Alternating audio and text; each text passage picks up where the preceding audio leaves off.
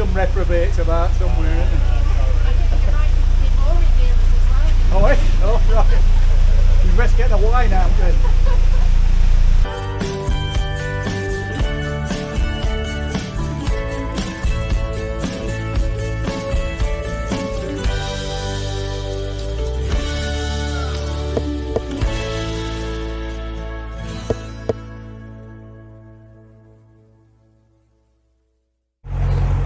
Morning everybody.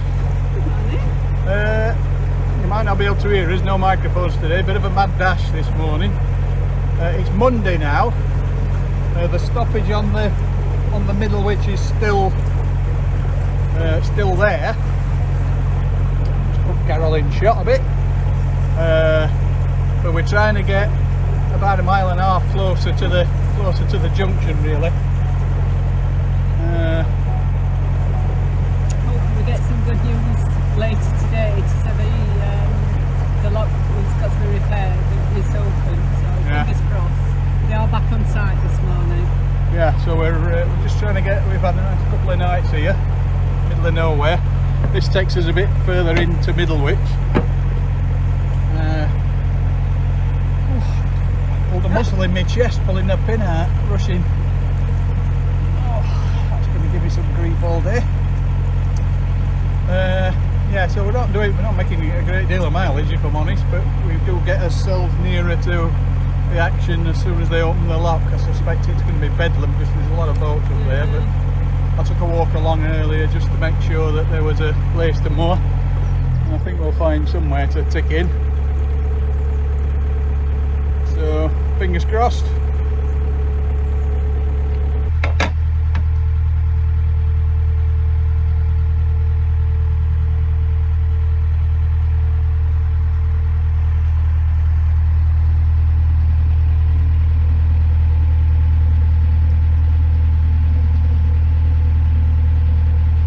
So we've done a 1.5 mile trip.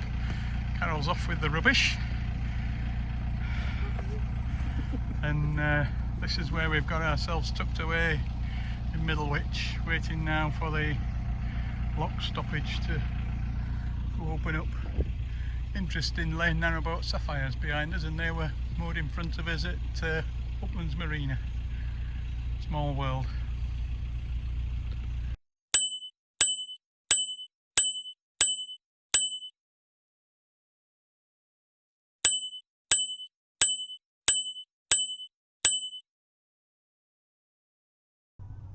Right, this is our electrical cupboard that houses the inverter, and it also houses currently the energy meters for the lead acid and lithium batteries. They're notoriously difficult to read in here, although to be fair we generally use Home Assistant to look at them, but they also take up a bit of space and the wiring's a bit of a mess. So the game plan is to mount this unit here. I think it's going to work. This has been 3D printed, so we can hopefully mount the gauges in this. We can see them and free up a bit of space in here, and then just basically tidy the whole cupboard out, because we have had the odd problem with things getting hot in here. So I'm going to try and free up the airflow. So initially I'm going to strip out this temporary mount that I put in, and then we can see what we can do to tidy everything up. Right, we've unravelled all of this stuff from inside here for the time being. I have drilled a humongous hole in the wall, which is not brilliant. That's going to fit somewhere like that. So far so good. Next part of the process is to drill the remaining 2 holes for the mounting and start to route some of the cables through here. Not quite sure how that's going to go, but I'll let you know. Right, managed to mount this pretty rigidly in the cupboard, route the cables through. So top one being the lead acid batteries, bottom one is the lithiums, currently showing amps, but as you can see, we're pulling 8 amps out of the lithium at the moment. This one over here is basically the combined bank. As you know, we did go belt and braces to ensure that we could understand both the lead acid and the lithium situation at all times. We've got all of this feeding back into Home Assistant so that we can fully monitor the system at all times and make sure everything's behaving itself as we expect, which greatly assists with the safety and making sure that we're not overcharging, undercharging, freezing, causing any temperature issues with the batteries. Because the batteries aren't fully zeroed at the moment, the top one just needs resetting to 100%. It just needs synchronising, and then probably want a full sync when everything gets charged up. But it's much better than the Mountaineer. I'm just going to tidy everything up now. I really do need to do something with the Bluetooth, not the Bluetooth, the USB adapters, and try and make it a bit neater in here. But that might be phase 2, I guess. But so far so good. So here we have the finished article. That's the battery monitors for the lead acid and the lithium. And then the combined system is over here. As I'm sure you can appreciate, they're much easier to read now, much easier to see. They're out of the cupboard and out of the way. So I'm really happy with that. Another job ticked off the list. I'm not sure if I videoed this mooring yesterday or not, so I'm doing it again. We're in the centre of Middlewich. We're still waiting on the lock that's closed, stopping us going down the Shropshire Middlewich arm. The word on the street was Monday. We're now on Tuesday, and the latest information is Wednesday afternoon. So we're going to take a walk up there now, so we'll have a wander, see what's going on, take some video along the way and bring you along. As you can see, mist is keeping guard of the boat for us, so all good. As you can see, Carol's had a wash and a shave, not a shave. I might have. Well, Carol's had a tart up and I'm still looking scruffy and need a shave. Not really. I've changed my jumper and put my jeans on. As I said, we're just going to have a wander up, see if we can see what's going on at the block lock. It's quite a nice morning, sun's out, so it's gorgeous. We'd avail ourselves of the nice weather, stretch our leg. Or two.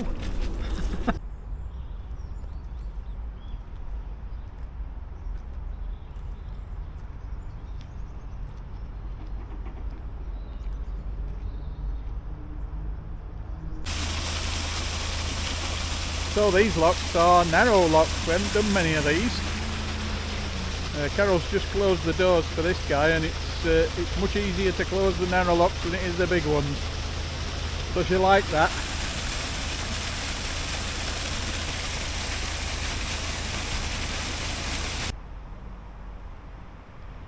So this is Middlewich Junction, where the Trent and Mersey meets the Shropshire Middlewich arm, and just through here is where the currently stopping navigation. It's not actually this lock that's damaged, it's the one a little bit further down. Carol and I are just taking a walk down there,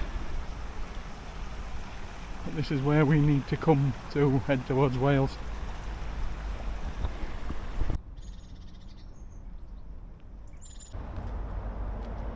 Going on what we've seen, there are an awful lot of boats waiting to come through when this lock opens, so I suspect we may have some delays.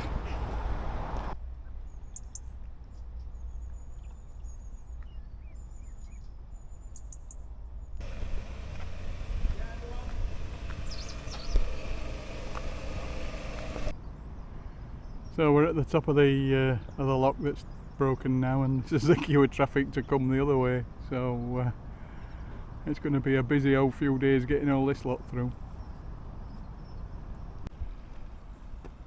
Yeah, beautiful view just off the edge of the canal. We're obviously up above the height of the river.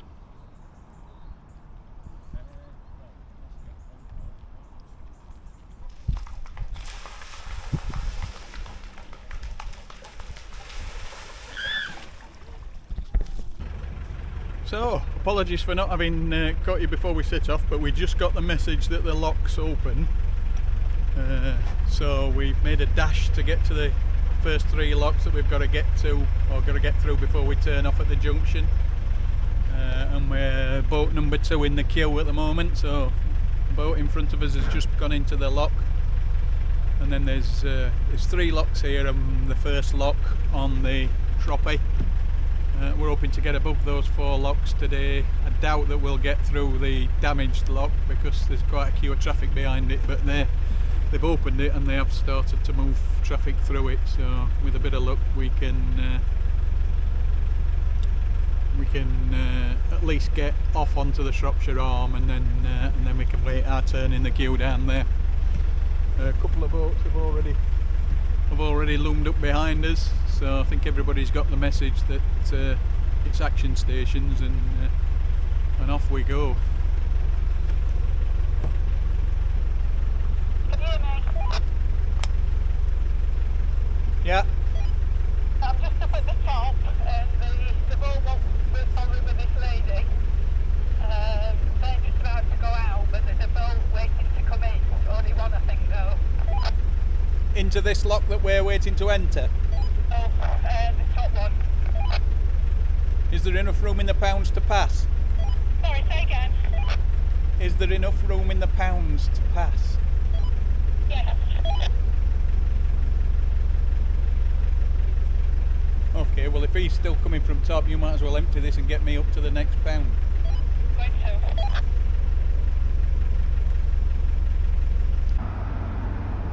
Right, I'm just stood on the bridge at Middlewich Junction.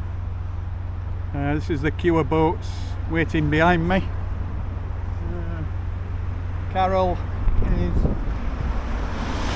over there at the other side of the road, stood at the lock helping out. There's one boat coming down, another one waiting to go up, and then we're behind them, so it doesn't look like there's any more after that one coming down at the moment, so that's good. It's been a bit of a mad few minutes. We've done 3 locks, this is the 4th.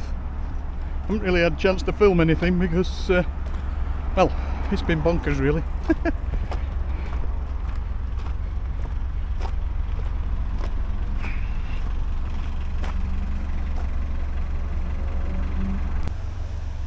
I believe this from here to here, and I could be wrong, is the Wardle Canal. So currently TOMMi is the only boat on the Wardle Canal.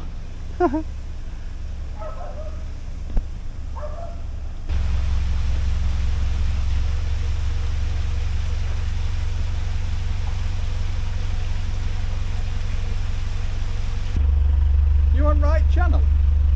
Because all of a sudden it stopped working again. Hey? 5-1. Yeah? Once it's full, I'm going to close this paddle and then get on the boat. Save you coming in. Yeah. Alright. Yeah. That was just in time to get me back. There's some stones sticking out. Know a great deal about it, love you. Just No, 'cause it's so narrow. so now you're going to wherever it pushes you. Thank you. That's okay. We'll see you further on. See you I think. later. Hopefully there's pretty out there. You never know. I know. At least we got this far. I know. That's a start. I'll take that. At this point, I like Yeah. that.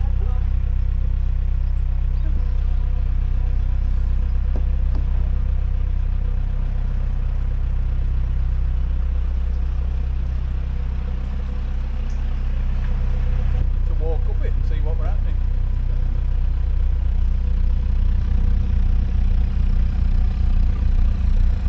Yeah.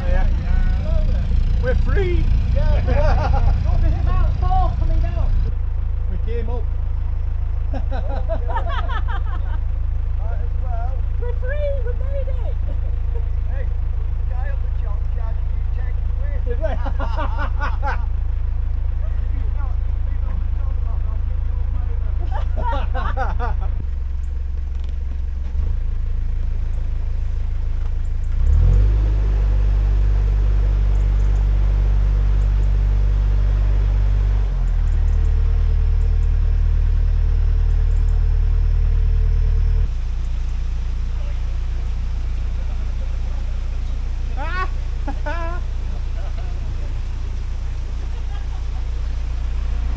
I take a bow?